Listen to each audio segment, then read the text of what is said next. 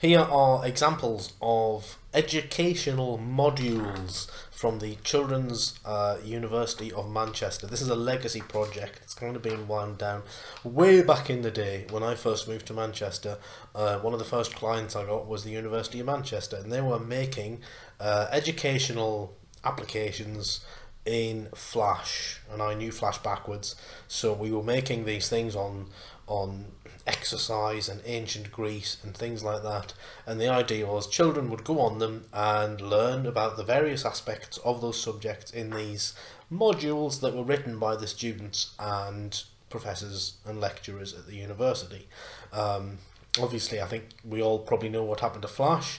Eventually it kind of died a death and became obsolete, and some of these modules were then converted into HTML5, but it's that whole thing about culture eats technology for breakfast, and it was very hard to edit some of these modules because as the transition took place, some of them got made in a version of Adobe Animate Online, which was like a HTML5 animation package, but even that became redundant and replaced by another package. So one of the last HTML5 modules to be made, I wrote natively in HTML and JavaScript and CSS. And so what has happened since the Children's University kind of like in its final version, and it's kind of wound down but hopefully future-proofed version, a lot of these modules have been taken. I've taken the old Flash source, some of it not mine, some of it by other designers from way back, and converted that into PDFs. One of the modern challenges with PDFs is making them accessible.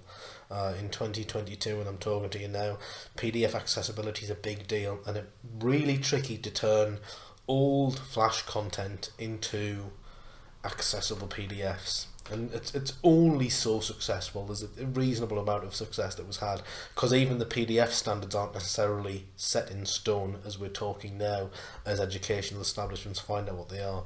So this was a labour of love to make sure these stuff kept alive, because it was good work that I really cherished at the time, but some of it's had just to be put to bed, and the ones that live on as accessible PDFs, and the HTML5 ones that still function are there as well. So I hope it lives as long as it possibly can, and it doesn't become, I hope PDF doesn't go the way of Flash. I don't think it will, but it's graphic design work, it's illustration work, and getting the PDFs online involved a little bit of pulling apart an old WordPress site and putting some of it back together again in a more modern format, and that was like pulling teeth.